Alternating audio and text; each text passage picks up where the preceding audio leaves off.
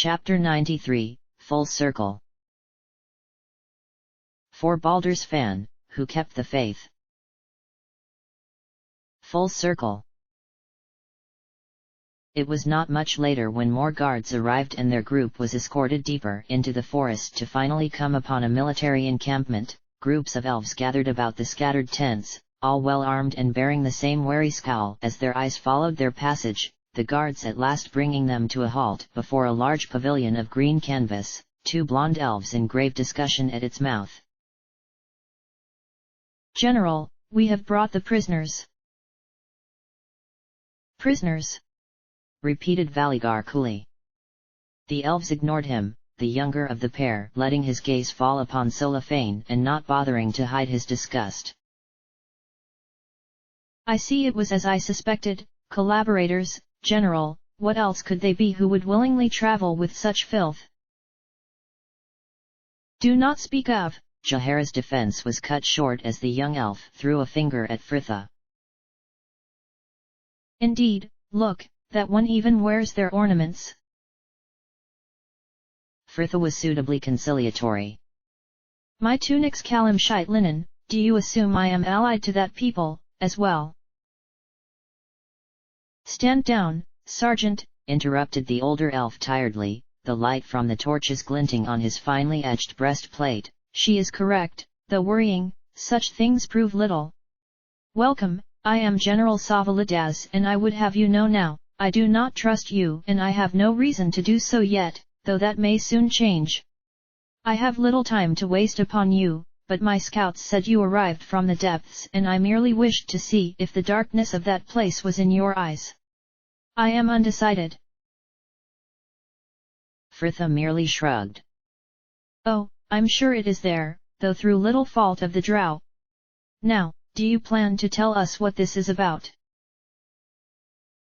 "No," the elf answered promptly, eyes catching something behind them, and Jaehaera turned to see a tall elf of white blonde hair and noble bearing making his approach, two robed elves flanking him.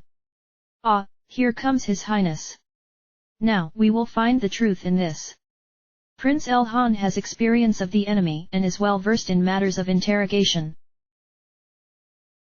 "I've had more than a little experience of it myself," muttered Fritha. "So, these are the newcomers, General," came the commanding and unusually deep voice as the prince finally arrived. "That they are, Your Highness," Savalidaz answered promptly, both he and the sergeant raising their hands in respectful salute. Elhan nodded, eyes quickly assessing their company, before a shrewd smile was twisting his mouth. "Well, I thank you for coming. Do not waste your pleasantries on us," snapped Fritha. "We were given little choice. Now, who are you and what do you want?" Elhan raised a cool eyebrow. "Exactly the question I was going to put to you, though I am in a better position to make demands, I think." Fritha snorted darkly. "We'll see." Jaehaera felt her stomach groan, wondering how long before her keeping solidarity with Fritha and the girl's temper would get them all killed. Elhan thankfully chose to ignore her last comment though, the elf all business as he continued succinctly, "I shall keep this brief and a few questions are all I need. Regardless, you will speak what you know and my sages will detect any falsehood. Now then, something simple to begin with, you emerged from the Underdark, were you fleeing the drow or are you, in fact, in league with them?" "Oh 4. We don't have time for this," Fritha shouted. "Where are Bodhi and Irenicus? Are they still within your city?" "You will answer our questions," snapped Savalidaz. "Gods help me! I did not fight my way through the Underdark all for the whim of that bitch of a dragon, so I can be delayed here by you. Where are Bodhi and Irenicus? What do you want of them?" demanded Elhan. Fritha looked wild. "To kill them. What else?"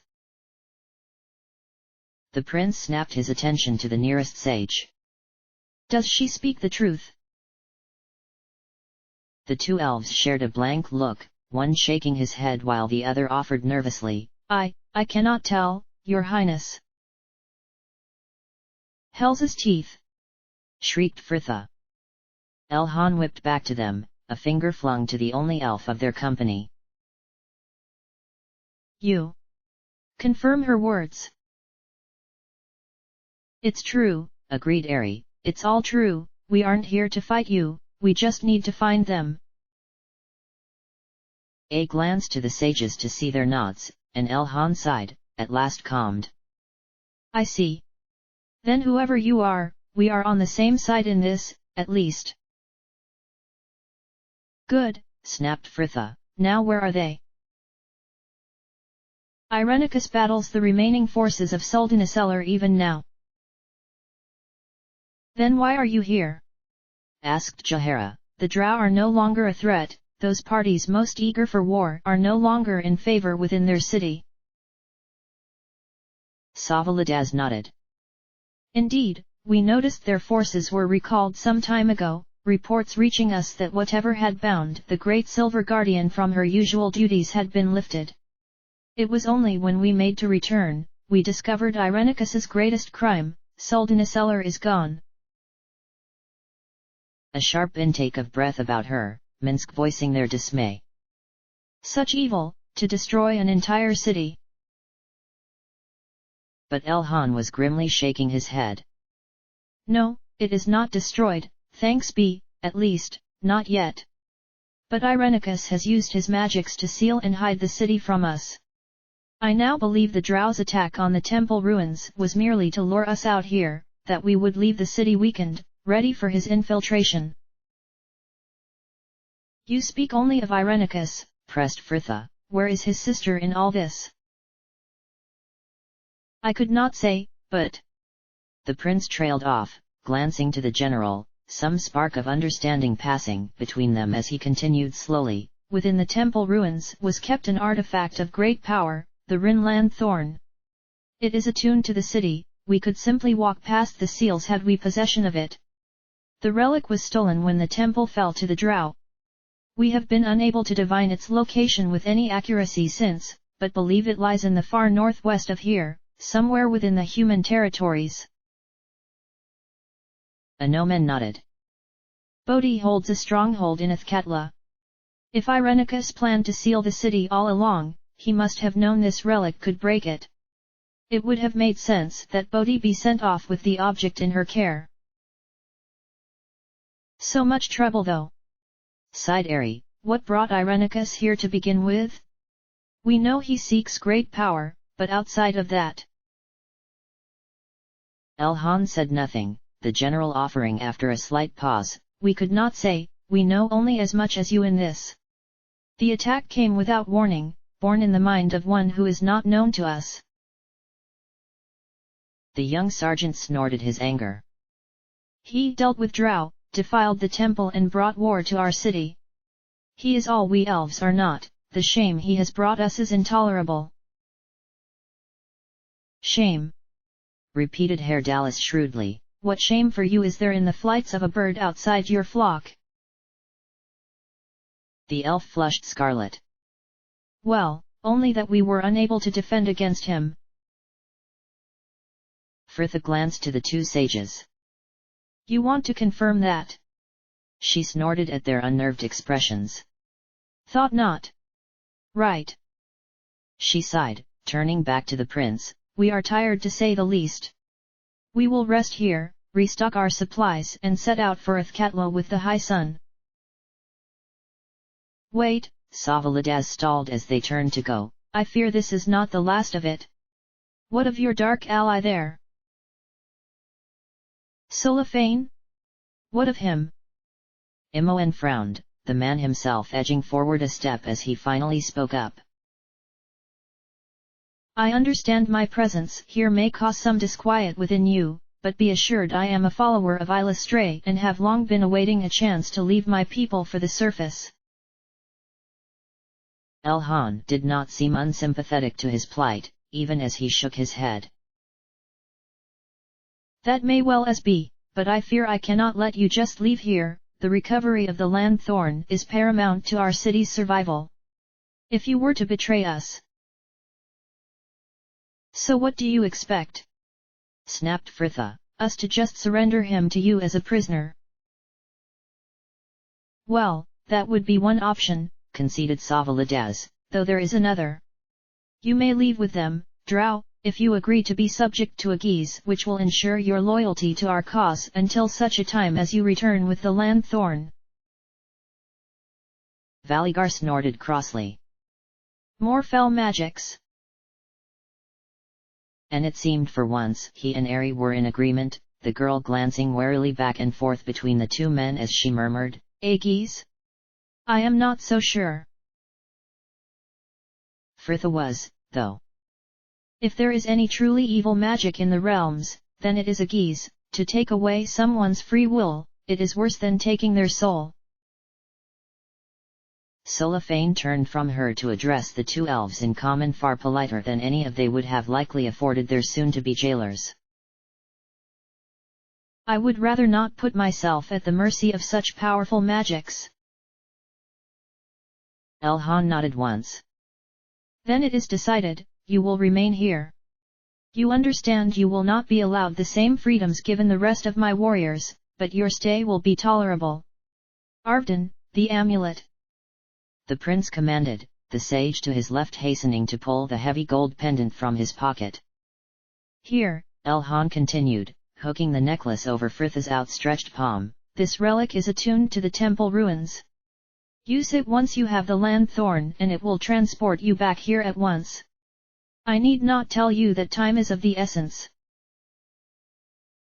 Imoen snorted. Oh, you're more right that you know. They left the elves there, Fritha leading them to a clearing on the edge of the elves' encampment to make a camp of their own, a couple of soldiers arriving with tents, rations, and other supplies not long afterwards. Fritha leaned back against the broad trunk behind her, feeling the uneven pattern of bark through her tunic, the roots about her forming a twisted throne as she gazed out across the forest from her lofty perch, a steep bank falling away at her side, down to a river she could hear rather than see.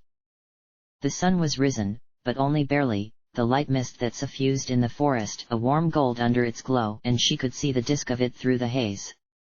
It was strange seeing it so clearly, that great burning sphere usually too bright to look upon, now so small and perfectly round, no bigger than a winter moon, such a small thing of such abundant importance.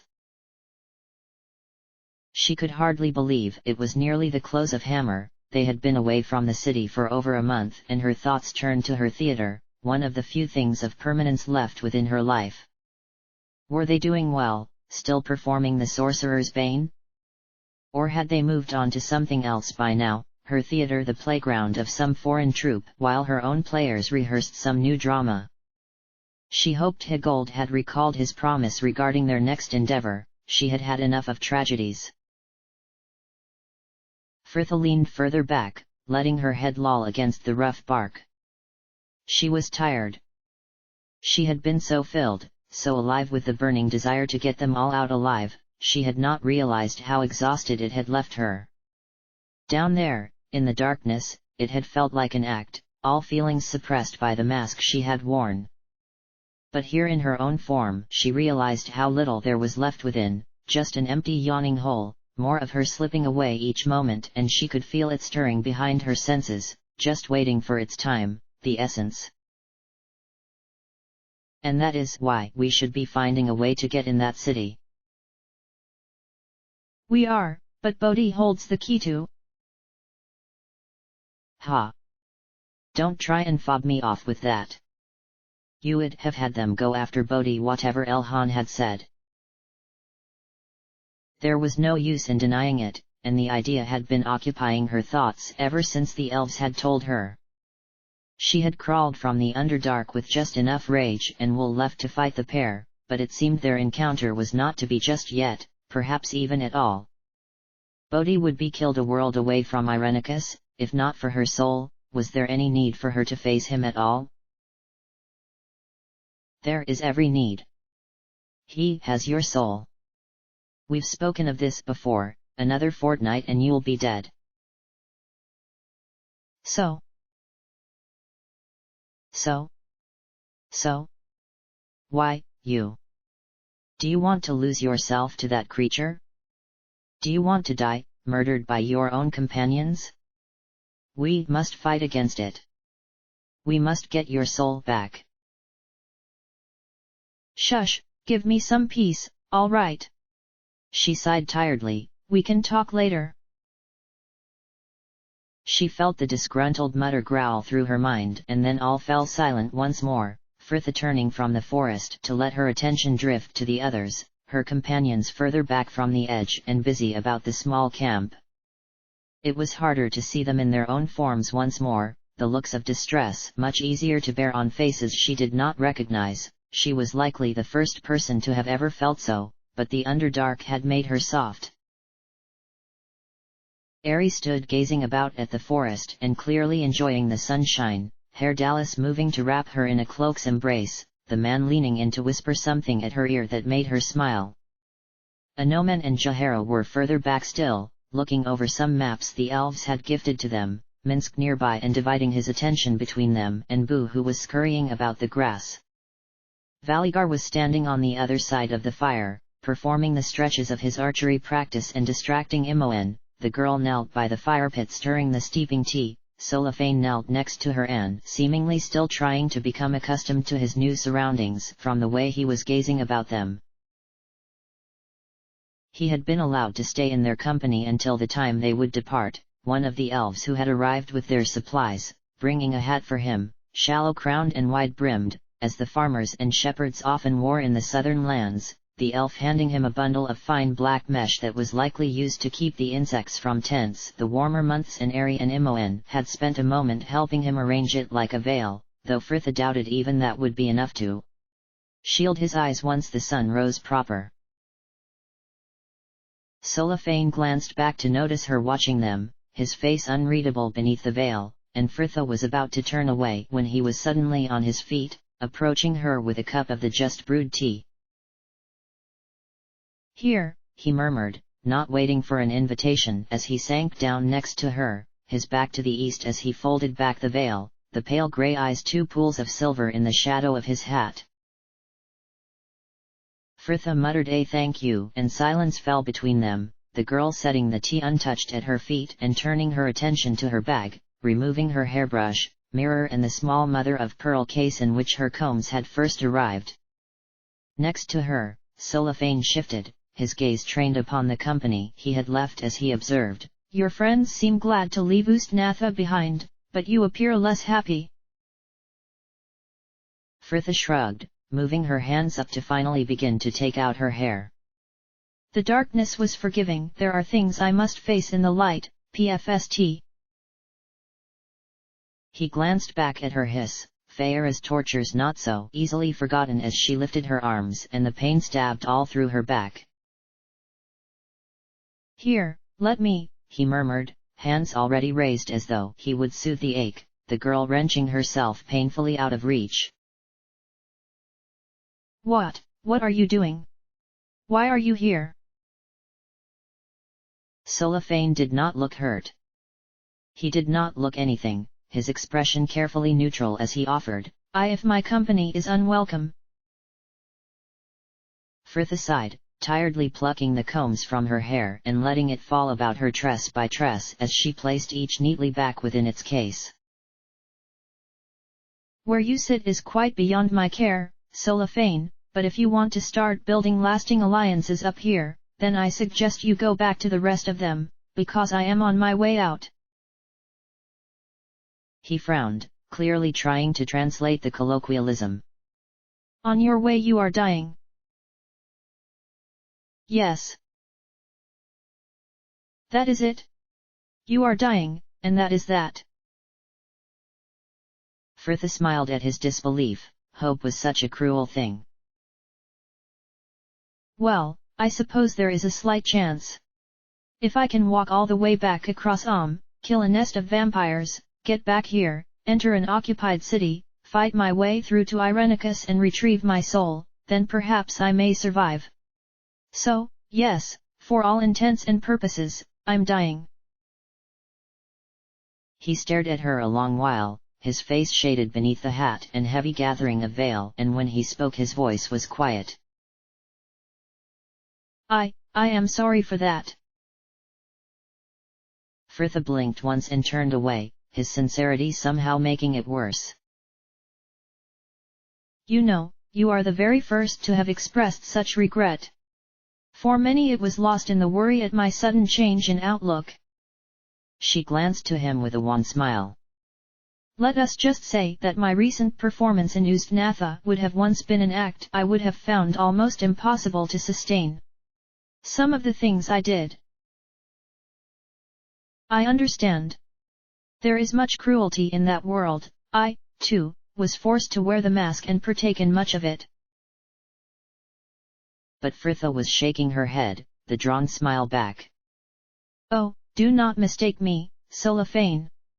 I am not ashamed of my actions, nor am I proud. I did what I did and that is that. Look at them. She sighed, gesturing to the others as she finally took up her hairbrush. They wanted to crawl through the Underdark and emerge alive, as clean and beautiful as when they went in, like flowers sprouting from the ground. Someone had to get their hands dirty. He sent her a grave look. And what stains your hands, Fritha? I know of only Illithids and Svirfneblin. Oh, the list is much longer than that, but I am glad to say deep gnomes are not upon it. But you presented Feyre with a bloody helm, just as I presented her with your bloody cloak, and we both know how dead you are. You did not kill them. No, because I did not have to. But I would have had I had to. Just as I would have murdered you, just as I murdered Feyre. Are you sad I had to kill her? Cellophane shrugged, turning to play with the grass at his feet, letting the silken blades run through his long fingers. The Feyre I loved died long ago. When I knew you were to kill her I felt relief and small amount of satisfaction too. It is hard, to have the woman whom you once loved torment you for a decade. I am no saint, Fritha, and there was much resentment in my heart, at first at Argelis and the handmaidens, but over time, as I realized how Feyre had taken to her new role, it gradually began to focus upon her.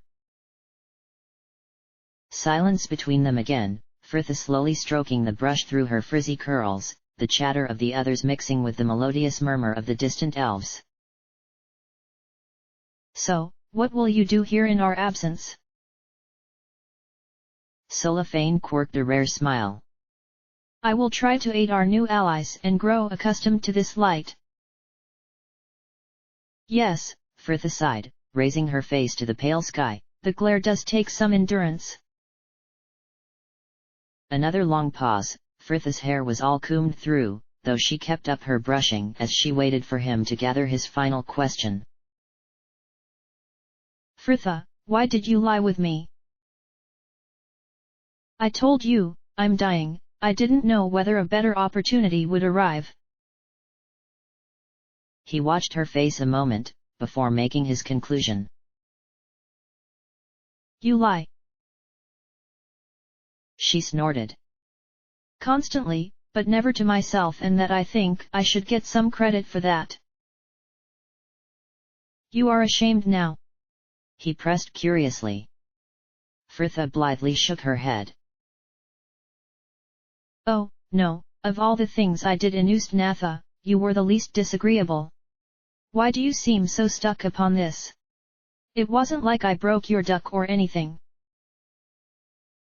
Broke my... He repeated, that slang-defying translation. What I mean is, it's not as though you hadn't done anything like that before.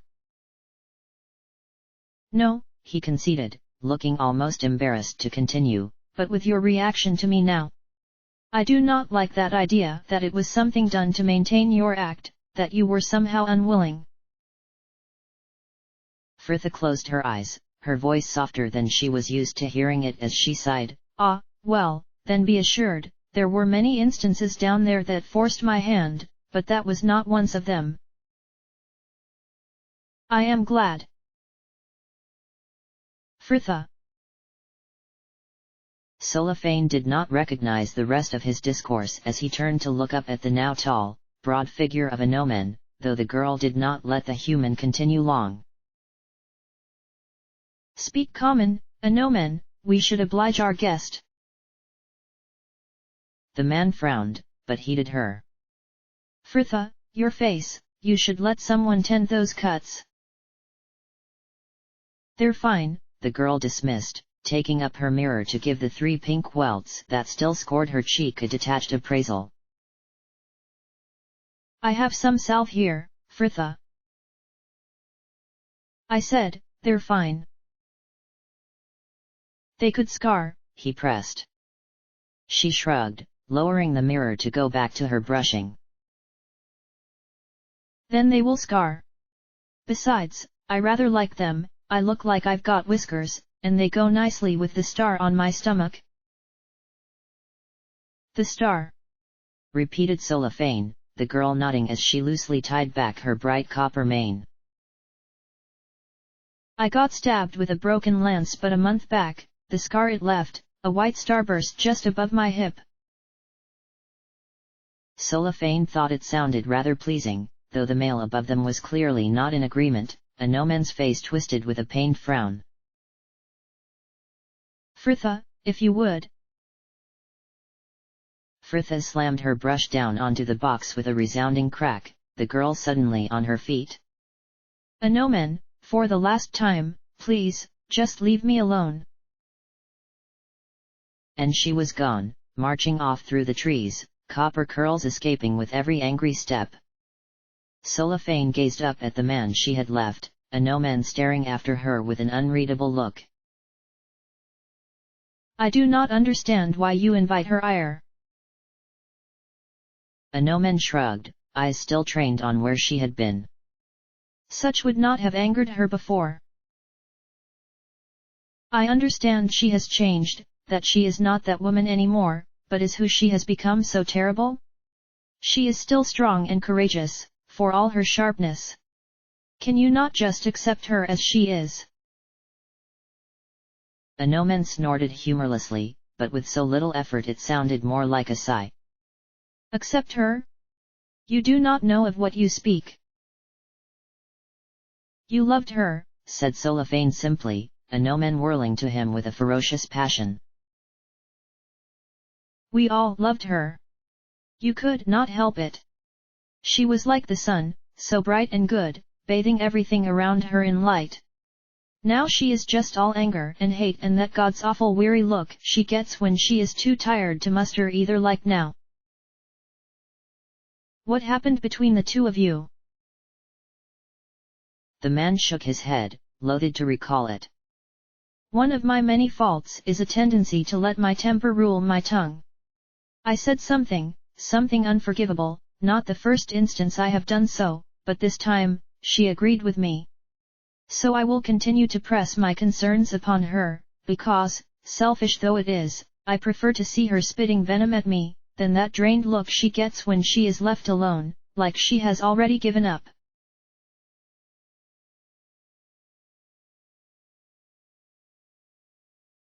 Imoen ignored the painful tingle, enjoying the feel of the water flowing about her hands, sweeping over her skin like an icy silk, the outline of her fingers rippling just under the surface of the stream. It was nice there, stood beneath the trees with the water rushing about her calves, the mist that still rolled golden about them giving the place an ethereal air. Ari was a little way behind her filling the group's collected bottles and flasks for the journey to come, the elf seeming not to mind that Imoen had yet to begin to help her in the task. In a moment, the girl promised herself, stooping to splash some water up over her face and neck, the icy blast almost taking her breath away. The extremes were easier to feel nowadays. She had been wanting some time away from the others since they had left the Underdark, an opportunity to collect her thoughts and work out the feelings that were growing increasingly dull within her. And in the peace of that glade she had come to her conclusion. Here, throw us the big one, Ari, I'll get it filled. Oh, thank you, Ari faltered, the offer seemingly catching her out. Imoen grinned as she caught the large leather flask. Nah, I should have helped earlier. It's nice here, isn't it? I never thought I'd be happy to see another forest after the cloak wood. It's good being on the surface again, too. I like the light, it reminds me of who I am. Imoen drew a deep breath, forcing herself to look up and face, not only Ari, but herself as well. I am sorry for how I was, Ari, in the Underdark and before. I want to blame it all on my soul being taken, but that just seems like the easy way out. Ari was already shaking her head. You've already apologized, Imoen, there is no need. But Imoen knew differently, the girl waiting to the bank to heave the now full flask onto the grass and step out after it. No, there is. I spent all that time in the asylum lost in dreams of how things had been, it kept me going. And then to have Fritha finally arrive and find everything had changed. I just wanted things to return to the way they had been, to find it all lost brought out the worst in me and without my soul there to stop it. She shrugged, they both knew what she had been like, it was time to move on from it. Imoen sighed. My soul has gone and when I look inside myself, I find I don't like what it's left behind, all selfishness and hate. I know I'll have it back soon, but I don't want to just wait for that. I want to be like I was, be nice again, and not from my soul, but just with the force of who I am. I want to be a better person, right from the core, because if I'm not, then this ball stuff in me, it's like it's already won. Ari was smiling, the elf dusting off her robes as she straightened. You are a good person, Imoen, right from the heart, and I think you just proved it. Imoen smiled too and a friendly embrace sealed the pledge. Oh, sorry, came a voice behind them, the girls parting to see Fritha stood on the edge of the trees and about to take her leave, Imoen hastening to halt her. Fritha, wait. I want to talk to you. What about? She asked, trudging over to them. Her face was mottled pink in a look Imoen recognized from the many times in her youth some unwarranted scolding had left her with the desire to cry, but with a burning rage that had dried up all the tears. Just, what's wrong? You seem angry. Imoen paused an instant, correcting playfully, well, angrier. Fritha missed the joke, sighing heavily as she shrugged. A no-man, as usual, why he can't just leave me alone.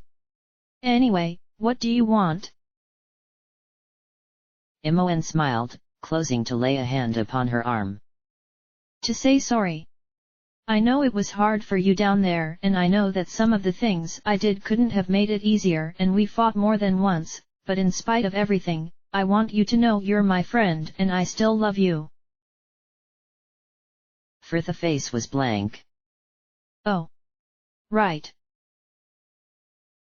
Imoen felt the familiar hurt throb. That's all you have to. A terse sigh vented the frustration. I understand, Fritha. Don't worry, it will come back. You will feel it again, like I will.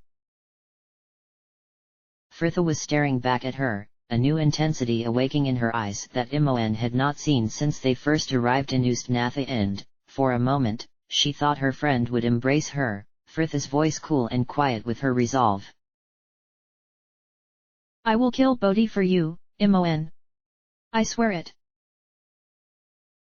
Imoen smiled and nodded, it wasn't quite a hug, but she understood.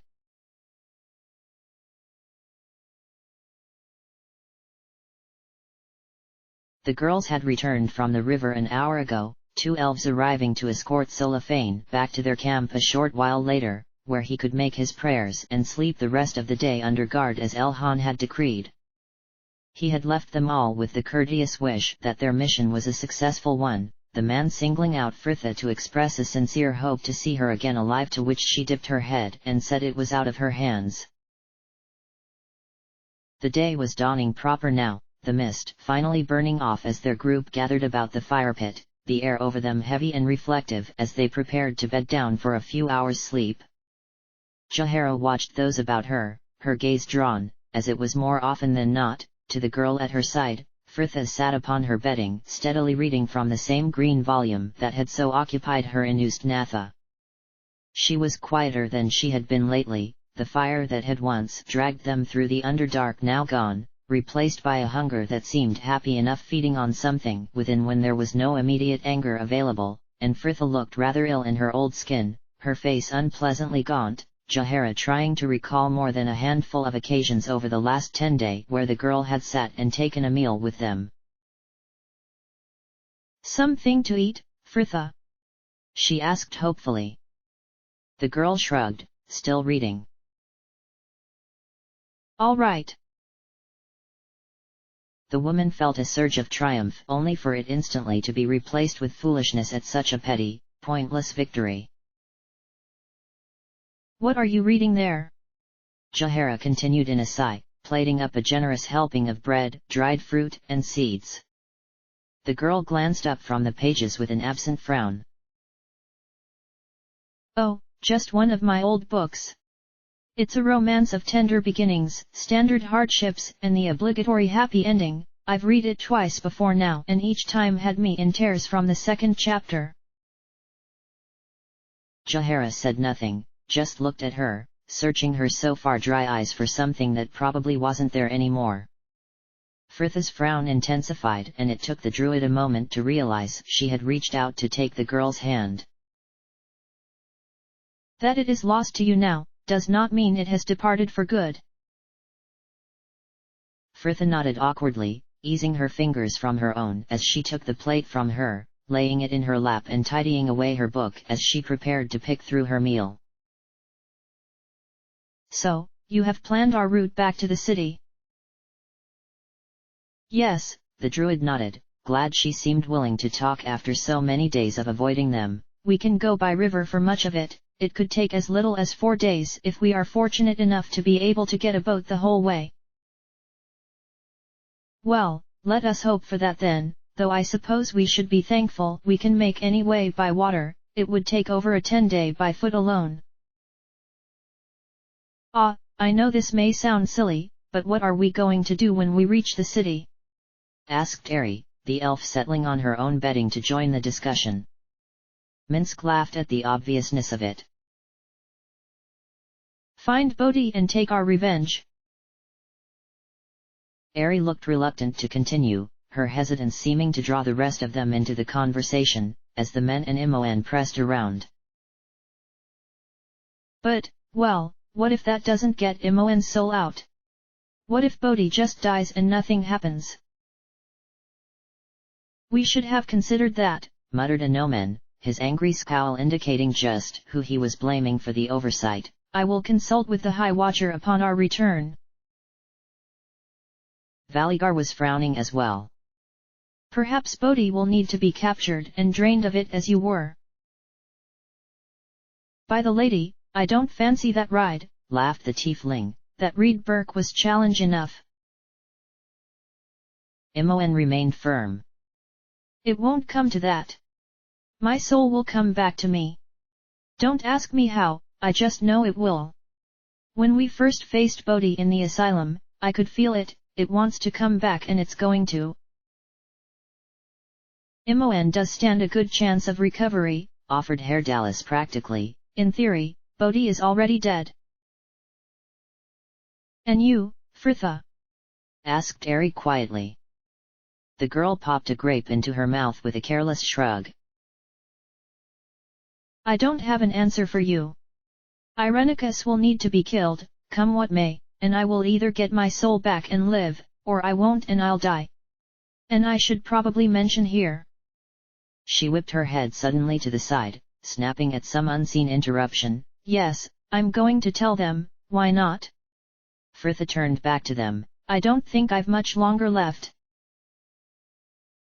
A round of nervous glances, Inomen voicing with the predictably tempered distress. "But Imoen is a 10-day further on that you, and she has hardly been exhibiting the same signs, has she?" Fritha cut in dully, like she had rehearsed this all before. "Baal's essence was not distributed evenly, Irenicus told me that." There is more inside me, much more, and in housing it, in suppressing the form it would have me take, it is eating me away. How could you know this? Asked Jahara, no doubt what she was saying was the truth of it. The girl dipped her face. I just sense it. Sense it? Repeated Anomen sharply. Fritha, I understand you perhaps feel. Oh gods, all right, Anomen, I was told it. I hear a voice, but not like the usual one, oh shut up. She snapped, shaking her head as though to rattle the demons it contained. They need to understand, it knows things I could not know. I think it is my instinct or something, oh, for goodness sake, surely the more of us that know the better? Oh, Finn, yes, fine then, you do that. She sighed deeply, at last turning back to them. It's sulking now. Anomen looked horrified. Fritha. I'm not mad. She snapped, almost pleadingly. The voice, it was like before at first, it helped. But we've been disagreeing more and more of late. It is very adamant about getting my soul back, and at the expense of all else, it knows I am running out of time. Even now I can feel a tiredness creeping in, Imoen senses it too, don't you? Imoen looked almost embarrassed as all eyes snapped to her, the girl nodding uncertainly. Well, yeah. I thought I was just tired from the traveling and the dreams, but it's getting harder and harder to wake up each morning. Fritha looked grim. Leave it long enough and one day soon you won't. Imoen. Jahara pressed, the woman relieved to see the determined fire that had long ago left her friend's eyes. Don't worry about me, I can last till we reach Bodhi. And you, Fritha? Asked Anomen quietly. Fritha sighed, picking absently at the heavily seeded bread. I can feel it even now, the essence grows closer to the surface. I cannot hold my temper as I once could, and soon I will not be able to hold it back either. In battle I would just be a liability. I think I've about a fortnight left, perhaps 10 days at the most, after that well, even killing Irenicus might not make a difference.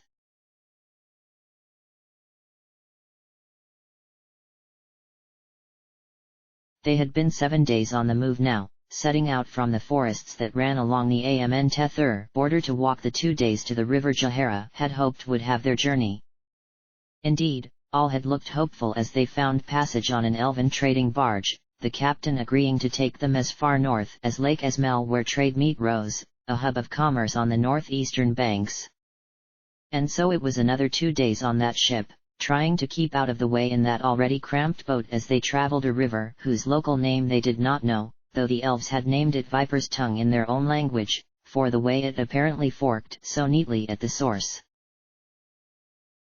But Lake Esmel was as far as their fortunes lasted, the fog there so thick they could not see the other side of the lake as they sailed along the eastern banks, the frosted rushes sticking from the icy grey water like black spears, as though a whole army lay waiting beneath the surface. They disembarked to spend an hour or so stood on the freezing jetties, before soon coming to the realization that no boats were leaving for Athkatla within the next few days, at least, and their group reluctantly set out for the city on foot. The weather was very cold. The elves had gifted them tents, light flimsy-looking things that withstood a lot more punishment that their thin frames would have suggested. There was no snow, but the rain was relentless and more than a few nights those not on watch were awoken by the great rumbles of thunder, lightning forking across the distant hills. Imoen trudged along, trying to ignore the cold wind and the way every blast bit at her exposed face, the skin tight with the wet and cold, her limbs aching under the weight of her laden pack. It had been a while since she had been forced to hike anywhere, months in fact, the weather much milder back when they had traveled the Sword Coast, and, truth be told, she was finding it hard. They had been on the move before dawn that morning, walking the narrow forest road in a light drizzle that, like her pack, had only grown heavier as the day had worn on. At least this was their last night out in the wilds.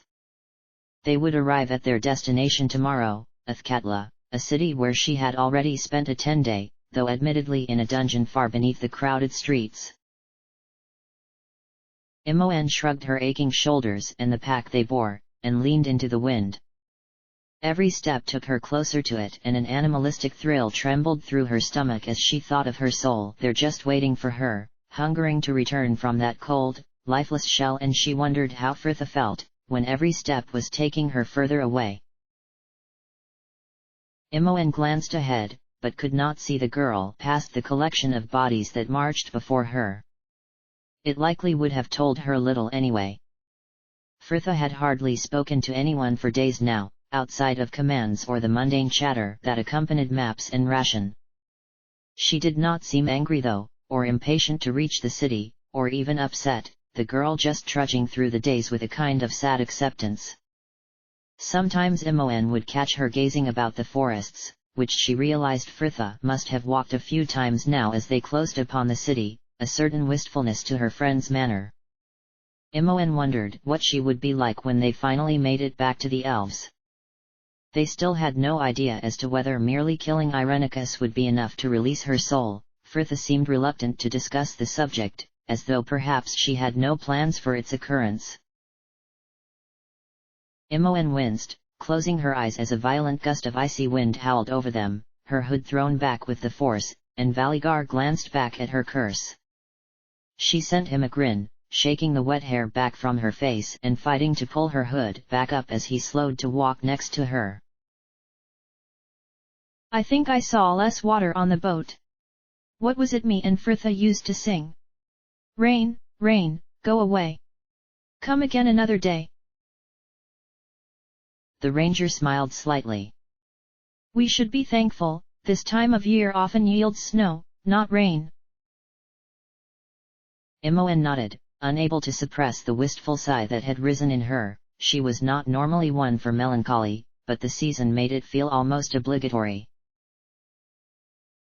I know. I can hardly believe the midwinter feast is tomorrow, it's almost all Juraic. Where has this year gone? You know, this time last year I was living in Candlekeep, me and Frithha dancing about in the kitchens, helping Beth make preparations for the feast.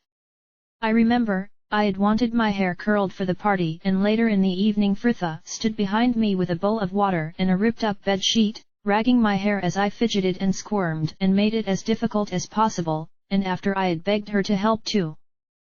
Imoen laughed fondly at the memory, and the night of discomfort that had followed.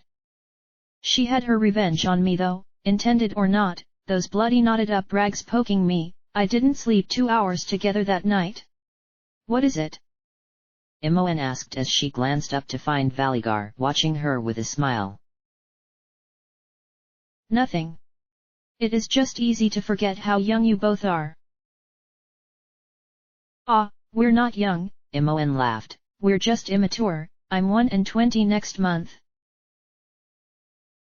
Valigar was still smiling faintly to himself. That clearly sounded young to him, but did not feel that way to her.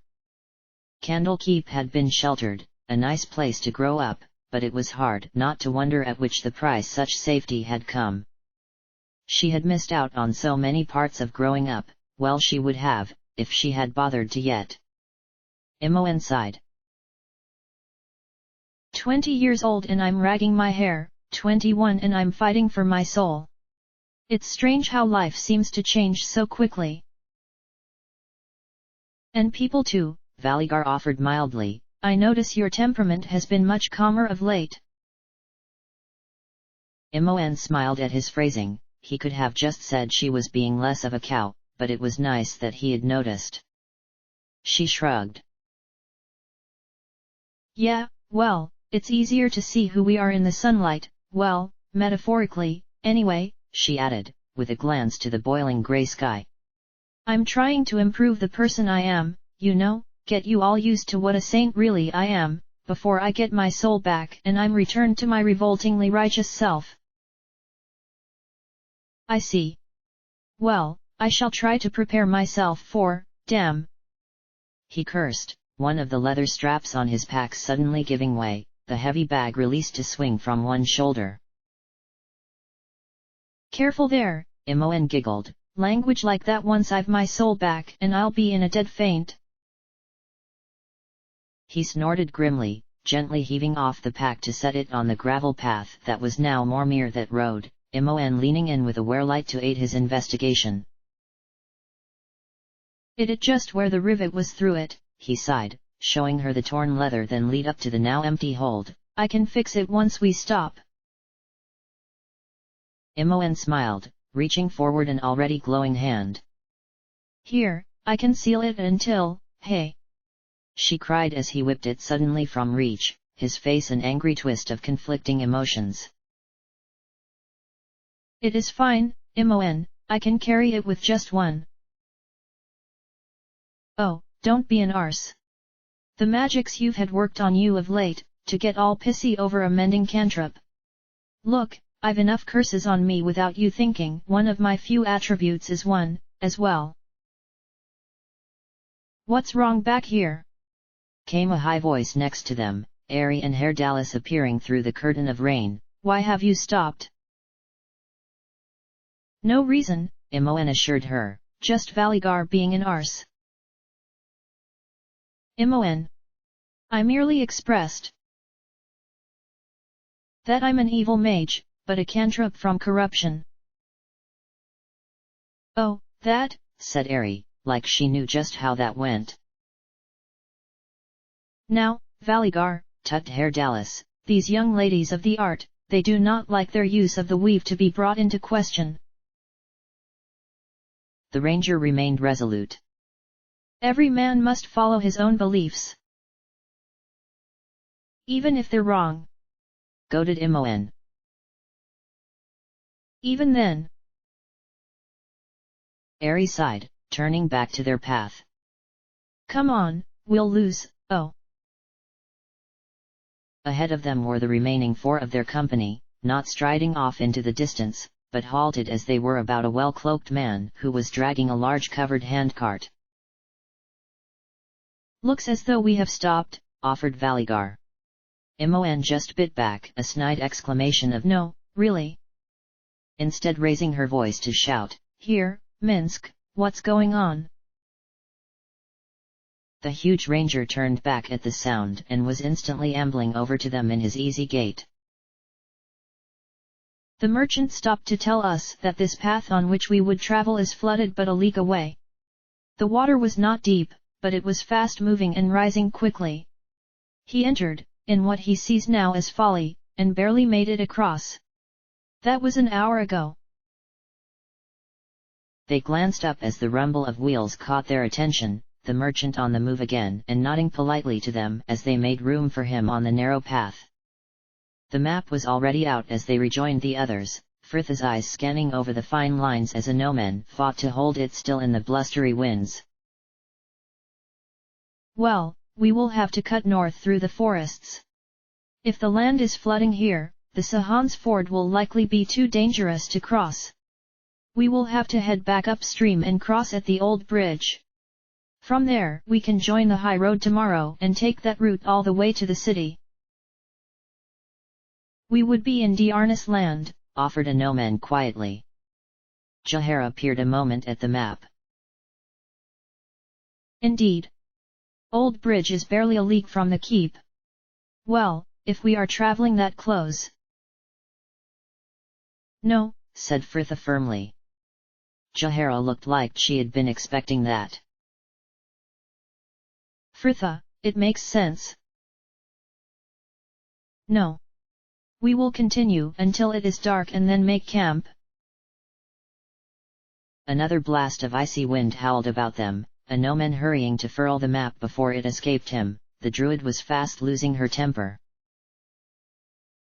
Fritha, we are barely 2 hours from the dusk. We are all tired and the weather could not be worse. We will seek hospitality at Diarnis Keep. Fritha's face was set. Those who wish to, go with Jahara.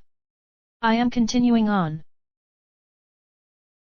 Imoen glanced about her. The lines were being drawn up, Minsk and Hairdalis already looking like they would be joining Fritha in her obstinacy, Ari hovering hopefully behind Jahara. Please, Fritha, see reason, she might not even be there. This spell just standing had done nothing for Imoen, the brief respite allowing her to feel for the first time all day how exhausted she actually was. Every muscle was aching, her body soaked and cold. She did not understand the disagreement that had halted them and, in that moment, she just did not care about anything outside of the chance of somewhere warm and dry to stay the night.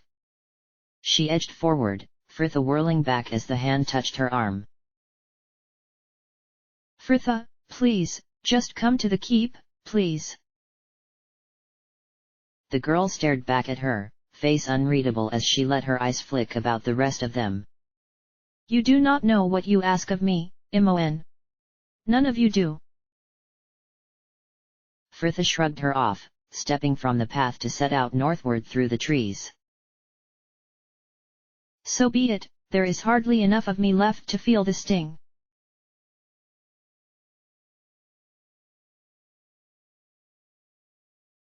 Imoen could not see much of the castle in the twilight and the now driving rain, just an outline of high walls about the even higher keep within, the warm yellow squares of windows winking in the darkness. The drawbridge was already lowered and one of the two soldiers who were standing on guard at the gate seemed to recognize her friends, the man leaving his partner on duty as he escorted them inside. Imoen did not realize how very cold she was until she stepped into those warm kitchens, the two cavernous fireplaces scorching the room with a sweltering heat, and it was all she could do not to start divesting herself of her sodden clothes right there. The long room was all bustle, the scrubbed table in the far end surrounded by servants busy preparing vegetables or stirring large earthenware bowls, each as red-faced and flushed as she imagined she likely was, while at the stove two women, one stout and older, the other looking rather like her nicely plump daughter, were flitting between the many pans that were bubbling there, tasting the contents and adding various pinches of this and that from the bench at their side, the long seat shared by the young boy who was perched on the opposite end at the nearest fireplace, slowly turning the joint that was spitted over the glowing coals. Imoen's stomach gave a hopeful gurgle. Madame Elise, prompted Jahara politely. The older of the pair glanced up and suddenly her florid face was split with a smile, the old cook fussily wiping her hands on the stained linen apron that was wrapped about the barrel of her form and bustling over to welcome them in with barely a glance to the muddy water they were trailing through her kitchens. They were clearly held high in her regard. Well now, look what the winds have blown in. Welcome, welcome, I did wonder if I were to be seeing you good folk again. Dard, Insef, take their cloaks and what not. Charlotte, go and fetch her ladyship. The Lady Delcia is still in residence here? Asked Jahara, surrendering her cloak and pack to the tall lad now at her side. Oh yes, though she is not about at the moment. She's staying with friends in the city for the midwinter feast and will travel back here. The creak of the door before them and a young woman entered in a gown of deep brown, her dark red hair twisted up and pinned neatly in place with golden pins that accentuated the arrangements of pearls and gold at her ears and throat. She had yet to notice them, half shielded by the door as they were, the woman addressing the cook in politely authoritative tones. Ah, Elise, Charlotte said. The girl stopped suddenly as her eyes fell on them, her face lighting in her elation. Oh my, Fritha! She started forward, her step faltering in the face of Fritha's stony look, when Ari had suddenly embraced her, the pair laughing as the druid fondly patted her back. Oh, Jahara and Ari, oh, you are all here, it has been so long. And where is Cerned? Returned to his grove. And with his son, no less. Oh, Nalia, we've such a lot to tell you. Imoen glanced to Fritha, the girl hung back from the sudden press, her face unreadable, Nalia already drawn back from the two women and greeting the others. Anomen, I heard of your knighthood, I knew you would succeed. Minsk, oh, and Boo as well, how are you both? And is that not Lord Corthala? Well met, sir. Please, Valigar is fine. And Herr Dallas, I see they have yet to get rid of you. How could they lose their leading man? Nalya laughed at his cheek, already moving toward her with a smile. And you must be Imoen, I've heard such a lot about you. Imoen did not know what to say to that, considering she had no clue as to who this woman was, but she was saved any answer as the door swung open once more. A tall dark-haired man bearing a fine blue tunic and a rather strong nose entered behind her. Nalya dear, I heard we have had an arrival. Have Lord Sendra's retinue finally, oh. He stopped as he noticed then, his surprise gone as suddenly as it had surfaced as he sent them an affable smile. Hello there.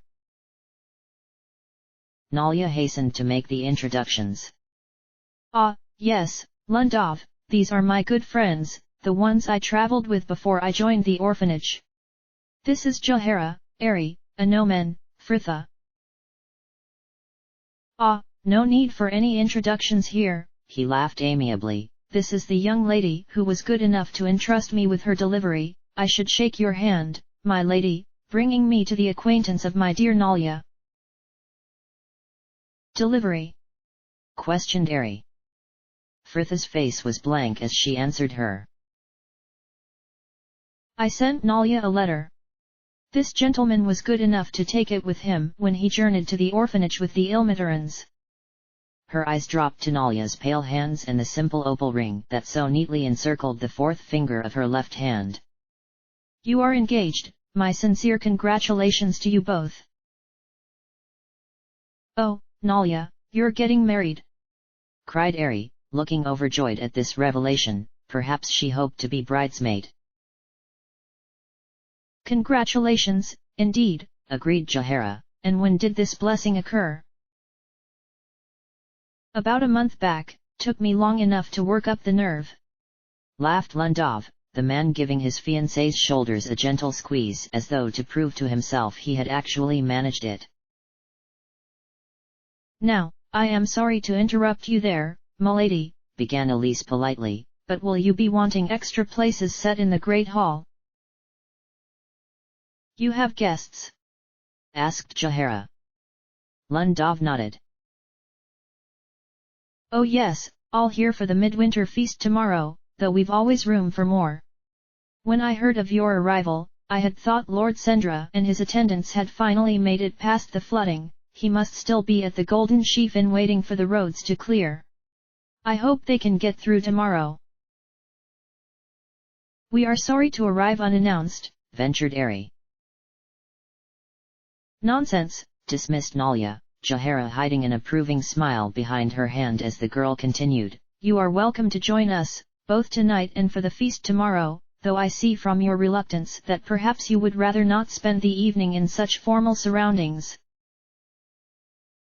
I can have the table set up in the parlor if you wish, m'lady, offered the cook promptly. Yes, please, Elise. The old cook smiled. So there's 8 of you now, is there? And will you be joining them, my lady? Oh, well, Nalya faltered, clearly torn between her duties as hostess and her desire to see them properly. Lundov laid a hand upon her shoulder. Stay here with them, dearest, I can make your excuses. And Nalya smiled as he kissed the top of her head and cordially took his leave of them, the girl pink with a heat that likely had little to do with the kitchens as she turned back to them all. Well, let us see about getting you some rooms. Imoen was so glad to change out of her wet clothes and lie on an actual bed, she doubted she would have risen again until morning if she had not been so hungry. The maid Abby arriving not long afterwards to inform her the others were waiting for her and escort her through the labyrinth of corridors to a small parlor, where a large table had been set and laden with a feast she had dreamt of since the gate. No more the rations, or worse, the strange fungi and meats of the Underdark. There were dried fruits, cheeses, and breads, a cold ham joint, a steaming tureen of broccoli soup, and a whole wooden tray set with preserves and pickles of every kind. Look, Fritha, lemon curd, your favorite. Fritha obliged her with a glance to the squat yellow jar, no more. Across the table, Nalia looked to be fighting against wringing her sleeves as she watched the exchange. Well, let us not stand on ceremony. Everyone took their seats, the initial expected silence as everyone served themselves and settled down to eat refusing to fade, the air over the table growing more uncomfortable by the moment. So, began Nalia, taking up her duty as host to provide the opening. The weather is very mild this year. I recall last year the snows lasted until second 10 day in Algeriac. Imoen sighed inwardly, were things so bad they were talking about the weather? She kept her face down and focused on the far more interesting contents of the table, reaching forward to ladle some of the rich soup into her waiting bowl as Jahara took up the small talk. Indeed, though this rain is just as disruptive. The main forest road is flooded. Yes, we had heard that. I am very glad we funded the installation of new irrigation ditches and dams in the lower farmsteads. I know farmland belonging to neighboring estates have been quite badly hit. You sound to have been busy, offered Anomen. When did you take residence here? Nalia paused, counting the 10-day in her head. About 2 months back. Before Isia's trial I heard he was under arrest at his house and petitioned the magistrates that I be allowed to return here as seneschal. Lord Fottington Renal seemed happy to relinquish the post from his own man, perhaps he wished to distance the family from the place since it had been revealed how Isia was using it, and I was allowed to return, at first, by leave of the court, and then once Isia was found guilty, my title and lands were restored to me by the council. And what of Isia? Asked Valigar. He was executed privately, with the slaving, piracy and smuggling. The council decided an example needed to be set. Good, nodded Minsk sternly. Who has noted too readily is justice lost to coin. Nalia dipped her head in agreement. Indeed. But, perhaps that is not a subject for now. What have you all been doing lately? Imoen snorted into her soup. Oh, because that's definitely a subject for the dinner table. Imoen, sighed Jahara with a frown, but Nalia was smiling. So, you are Imoen. I made Fritha promise to bring you when she came to visit me at the orphanage. I suppose our timings were a little hopeful. She glanced to the girl in question, perhaps hoping for some comment on this, but Fritha kept her head down. Imoen diffused the tension with a laugh. I'll say. They've only just fetched me back, not that I'm not grateful. She added quickly, 'Cause I am. You've only just arrived back from the asylum, repeated Nalia, seemingly surprised. Where was it located then? Somewhere to the east. The Wind Spears, or perhaps. Spellhold was not to the east, Fritha cut in quietly, the whole table seemingly frozen as she broke her silence. It was not even in It was situated on an island many leagues off the coast, though our route back from there was somewhat indirect. I see, said Nalia after a moment, this explanation clearly giving her no more clue than if Fritha had neglected to answer at all. Imoen sighed, feeling sorry for the girl. Come on, Fritha, don't leave her in the dark, we've had enough of that lately. My imprisonment at the asylum was real enough, but Irenicus was more warden than inmate by the time this lot arrived. He was waiting for Fritha there, took my soul for his sister and Fritha's for himself. Your souls! Nalia cried. Imoen nodded, swallowing a mouthful of bread. Yep, seems he needed them for a cure to something he and his sister were suffering. And then off he escapes through the Underdark, all the way to the elven city of Suldaneseller. We've followed him ever since. But he took you souls? But how is such a thing even possible? Ari shook her head gravely. We don't know, but he found a way. And now we birds must find a way to fetch them back, added Herr Dallas, before the raven and the robin sing their last. Nalia was staring about the table looking aghast. Well, where are the mage and his sister now? Are they in the city? Are they fleeing you? She questioned earnestly, as though she would pack them off on their pursuit there and then, and likely join them in it. Do not fret, Nalia, calmed Jahara firmly. Bodhi is most likely within her stronghold in Athkatla, we will deal with her soon enough. And Irenicus? Only a no-man had the heart to say it. He has sealed the elven city, only his sister holds the key. We left him and sold in a cellar. Silence followed his words, the discordant chime and scrape of cutlery echoing out to fill the space their talk had left. So, when is your wedding planned for? Asked Ari abruptly. Soon. Nalia shook her head. Oh, not until the spring, and it will likely come all too soon even then, for there is so much to be done. Lundov does not live here, he is just visiting for midwinter with the other nobles, and much of the rooms must be changed about and prepared before he takes residence here after the wedding. I will have to move into my father's old room, for a start. Nalia sighed, looking, for a moment, sad as she confessed, truth be told, I would rather stay in my old room, but there are expectations of my position and being lady of one's lands is as much about appearances as it is title. Nalia shook her head again, brightening somewhat as her eyes fell hopefully upon the girl opposite. You know, I was clearing out my old clothes hampers just the other day and I thought of you, Fritha. I noticed you had taken my old green gown as I had hoped you would. Tell me, did you ever find an occasion to wear it? The whole room seemed to wait for her answer. Fritha drew a sip of tea and nodded once. Yes, to Althendirl St. Adolphi's Day celebrations. How nice! Nalia cried, seemingly glad to have something more light-hearted to seize upon. You enjoyed the evening? Yes. We threatened to expose his practice of necromancy and blackmailed him into handing over his adoptive son. Sorry. Ah, the tale is a little more complicated than that, interjected Jahara quickly. Fritha sighed and pushed her dish away. Aren't they always? But I fear my talent for stories has since departed me, if I may be excused.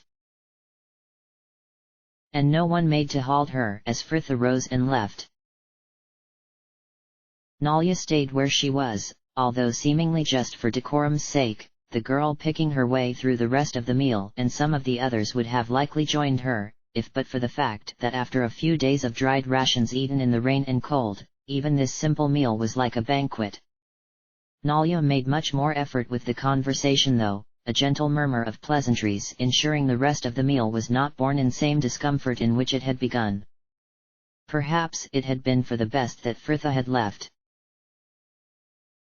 Charlotte and Abby had just cleared away the last of the dishes, Jahara and Minsk excusing themselves to return to their rooms, and it was only then Nalia politely rose herself, a no-man standing, to catch her at the door. Imoen pushed her chair back with a heavy sigh that was half unease and half full stomach, her eyes fixed on the pair even as she muttered to the man next to her. Gods, can't we even have a meal without some drama? All through dinner she was stealing glances at Fritha, and then she goes and takes her off after barely a mouthful.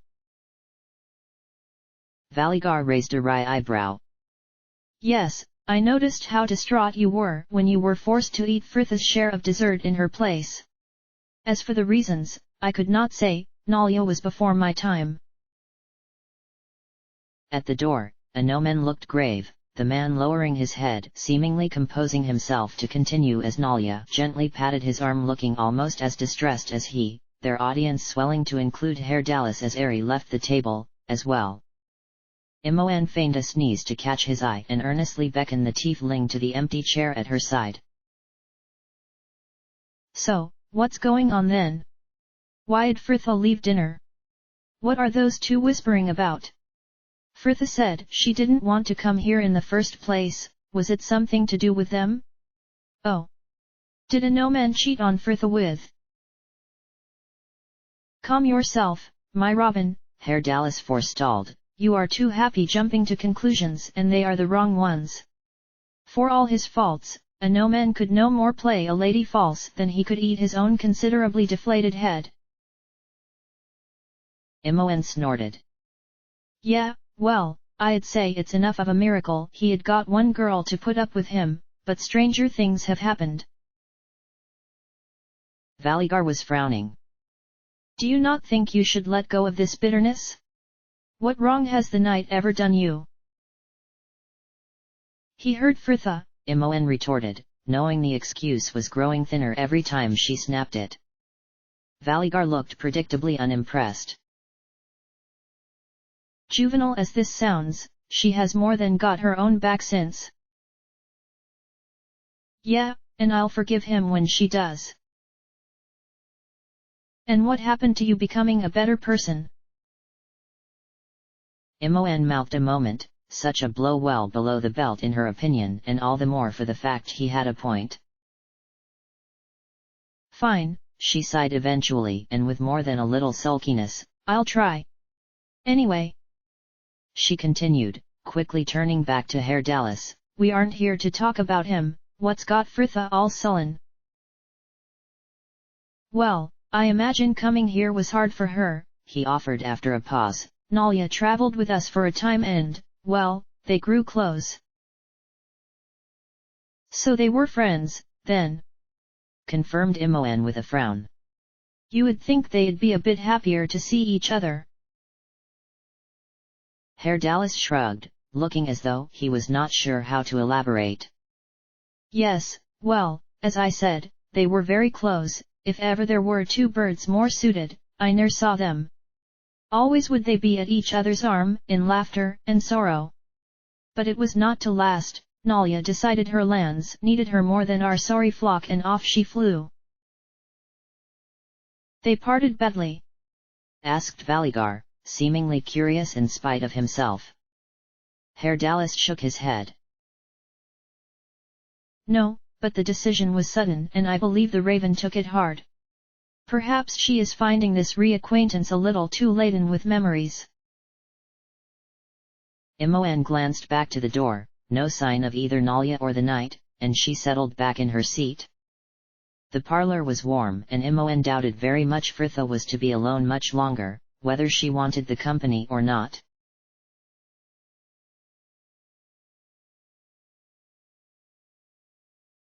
Nalia set her forearm to the heavy wood and pushed up, the hatch resisting a moment before the seal gave way and she heaved it back to move up the last few steps and emerge on the rain-beaten tower. Her goal sat upon the notched ramparts but a few paces opposite. Fritha did not turn back at the creak of the trapdoor, her eyes seemingly fixed on something to the distant west, and Nalia realized as she climbed the steps that she was staring at Athkatla, the city, a cluster of lights that glittered through the rain. Nalia pulled up the hood of her cloak and, with little else to do, sank to perch on the topmost step, where the open hatch door could still afford her some shelter. Fritha had no such concern. The girl sat without her cloak and drenched through, long hair plastered about her body like a coat, rivulets of water running down her face like tears, though she did not look miserable for it, her expression as hard and cold as the stone about her. There had been such a rush of emotions when Nalia had first seen her, just standing there in the kitchens, a pale ghost of the girl who had haunted her dreams since they parted. And, for an instant, everything, all that had happened in those last few months had fallen away and they could have been back in trade meat. Nalia turned away from Sophia and the others from the orphanage, if she had changed her mind. But she had not. This was the life they both had now, and in spite of everything, Nalia could not regret her decision. The girl before her drew a deep breath, eyes still focused upon the distant lights as she spoke. Thank you for the money for the theater. Nalya smiled. I had an inkling for what they might have been collecting, so you found your friend. Yes. And lost all the more in the rescue. Nalya could hear the wry smile. Oh, yes. I did not want to come here. I avoided you in the city, too. It is that same feeling I get when I think of Candlekeep, to return only to realize I can but visit the joy of that place, those people, and I would rather not be reminded of such happiness when, in the same instant, I must be reminded that it is no longer mine. She snorted tiredly. The others do not understand though, to them it is just Fritha being stubborn. Nalya frowned. I'm sure they don't think that. Another tired snort. Still always willing to see the best in people. It was a trait we used to share. Nalya smiled faintly to herself. And I believe you have been teaching it to others in my absence. A no man for one. Fritha clearly heard her intimation, turning to face her for the first time as she asked, The others told you? No, but I can tell, he looks at you, well. Nalya had been about to make some comparison to the way she would sometimes catch Lundov looking at her, but it stuck in her throat. He looks at you often, and he drew me aside earlier. He seems to feel that you may not be in any state, or perhaps even desire, to continue on once you have ensured Imoen's soul is returned to her. He asked that I give you a place here, while the rest of them return to kill Irenicus. Fritha stared down at her, Nalya's words stirring something deep inside, her senses so numb she could barely tell what, though it unsettled her all the same, the girl still trying to summon the familiar contempt as she turned back to the city. Fool, I told him it would all end in tears. Nalya remained silent, perhaps she did not feel it was her place to comment, Fritha staring out across the darkness, the feeling gnawing at her innards like a hunger, and she knew that such was not for her. For all the hatred and indifference, she could not let the others go alone to their deaths. She would go with them, gods curse her, she would fight right up until that very last moment. The despair she assumed long left behind suddenly caught up with her at the thought, and, in that moment, she wished Nalya would go and leave her to howl her misery at the sky. Oh, why? Why had it had to be like this? Fritha. She glanced back to find Nalya watching her, pale face marred with a concerned frown, and Fritha stared back at her, the anger and fear, hate and misery, and the utter empty loneliness all shuddering inside her. This was how it was to be now, wasn't it? This continual ache of the seconds, was it even anything to do with her soul and the essence anymore? What if this was just life? But it had not always been like this. She had been happy once, at peace. Would just sit for hours watching the world about her and enjoying existence, long before all this death and love and hate and life, got in the way. Nalya was still watching her, expecting an answer, and in that moment, it was suddenly all so simple. Fritha drew a deep breath and slowly let it go. So, you are engaged? Fritha continued quietly. He seems a good man. He is. He was the one who delivered your first letter to me. Nalya laughed sheepishly, still embarrassed to recall it as she confessed. I'm afraid I was in a bit of a state when I discovered it was from you. He was very kind. Some of the paladins were to be stationed at the orphanage over the winter. He asked to be included among their number. We grew quite close. Fritha's face remained impassive. Do you love him? Yes. Nalya answered slowly, her next words all in a rush as her passions rose. Fritha, at the orphanage and afterwards, before the trial, When Isia was confined and I was allowed to stay here as seneschal, I waited for you to come, or a letter, for any sign, but there was nothing came. You have heard since about what I am. Nalya nodded mutely. Then you know why I did not come. Frith sighed, returning her gaze westward once more. Athkatla. There were times that I would have liked no less than to see that city burn. But not now. I will save it, and I will save Sultanaselar, and perhaps, if there's time, I can still save myself as well. Fritha turned back to her and tried a smile. I am glad you have found some happiness, dearest, it suits you. End of chapter.